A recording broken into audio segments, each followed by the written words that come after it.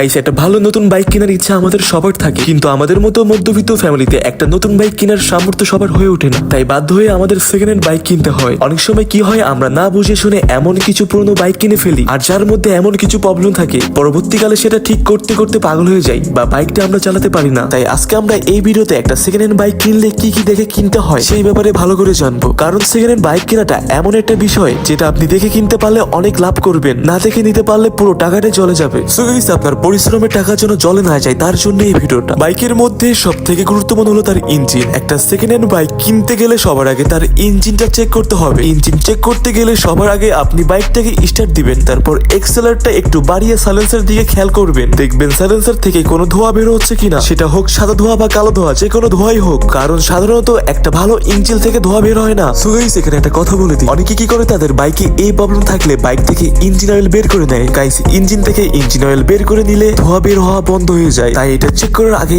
ইঞ্জিনে engine oil আছে কিনা এটা দেখে নিবেন। গাইস, এখানে আরেকটা বিষয় বলে দেই, বাইক যদি অনেকদিন বন্ধ থাকে বা সারা রাতের পর যদি স্টার্ট করেন, সেটা যে কোনো বাইক হোক, প্রথমে একটু কালো ধোঁয়া বের হতে পারে। এটা দেখে আবার ভাববে না বাইকটা খারাপ। এই ধোঁয়া 30 সেকেন্ড বা 1 মিনিট বের হওয়ার পর ইঞ্জিন আবারও স্বাভাবিক হয়ে যাবে। এরপর যেটা চেক করবেন সেটা হলো ইঞ্জিনের শব্দ। বাইকটা স্টার্ট করে মনোযোগ সহকারে ইঞ্জিনের শব্দটা শুনবে, দেখবেন ইঞ্জিন থেকে কোনো আনওয়ান্টেড শব্দ আসছে কিনা, কোনো ধাতুর একে অপরের সাথে ধাক্কা যাওয়ার শব্দ বা ঘষা শব্দ, এরকম ইঞ্জিন থেকে অদ্ভুত বা অবাঞ্ছিত শব্দ আসছে কিনা। এই শব্দগুলা ইঞ্জিনের টাইমিং চেঞ্জ বা ব্রেক ক্ষয় হলে আসতে পারে। এমন হলে এই বাইকেরও ইঞ্জিনে কাজ করাতে হবে। আবারও আরেকটা বিষয় দেখবেন যে ইঞ্জিনে গায়ে যেই নাট লাগানো থাকে তাতে কোনো ঘষার দাগ আছে কিনা। কোম্পানি ফিট ইঞ্জিনের নাটের ওপর কোনো দাগ থাকে না, ইঞ্জিন একাধিকবার খুললে এই দাগ হয়ে যায়। আমার মতে এমন বাইক না কিনেই ভালো, আর নিলেও দাম কমিয়ে নিবেন। গাইস, আরেকটা ছোট বিষয় লক্ষ্য করবেন, সেটা হলো ইঞ্জিনের চারপাশ থেকে ইঞ্জিন অয়েল বের হচ্ছে কিনা। অনেক সময় ইঞ্জিনের ভিতরে রাবার গুলা ফিট করে লাগানো হয় না, এতে ইঞ্জিন অয়েল লিক করে। গাইস, এইসব বাইক না কিনেই ভালো। এরপর বাইকটা একটু জোরে চালিয়ে দেখবেন, চালানোর সময় দেখবেন এক্সেলেটর মিসিং করছে কিনা। এই এক্সেলেটর মিসিং এর পিছনে